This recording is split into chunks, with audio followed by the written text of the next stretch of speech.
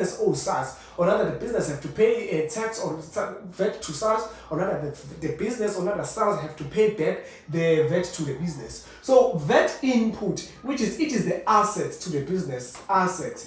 Why we said the VAT input is an asset? It is because SARS owes the business. Understand? SARS owes the business. But VAT input, so the VAT output, it is a what? It is a liability. The business owes who? Owes SARS. So what you have to as per the grade 10, 12 syllabus. So now we have to understand in the VAT output, so the input, how the VAT output is being accumulated. So every time when the business is making purchases, when the business is making purchases, and then when the business is doing paying expenses. So when the business is paying expenses or neither purchases something, that accumulates the amount of money which SARS have to pay us. Understand? So 15%, for instance, if ever we have purchased goods for 500 rand. So this 500 rand, it's the amount of money which we have used to purchase the goods. But the 15% of that particular amount of money, or of this particular amount of money, will be claimable from whom?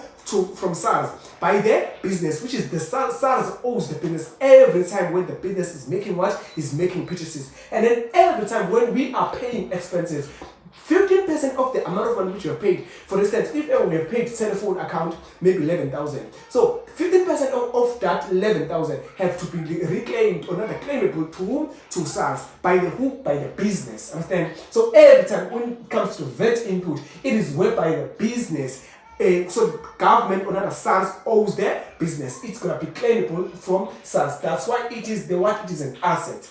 Then liability.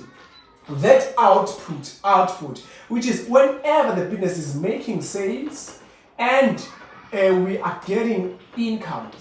So whenever we're making sales and getting an income, which is if ever we are selling goods, the 15% or not 15% of that amount of money which we have used to sell those goods, it's gonna be paid to SARS, which is we are indeed owing who now? We are owing SARS when it is when the business is selling stock or not selling merchandise. That 15% of amount of money which we have sold have to be payable to SARS. And then whenever we are receiving some amount, or rather someone pays us, or rather the business receives some incomes. So 15% of every income that the business is receiving, it's going to be paid to whom? To SARS. Then now, we have to understand, here you have to know which who owes who. Or it's either going to be a tax payable or not a tax receivable. Tax payable or not receivable. So we check between the two. The difference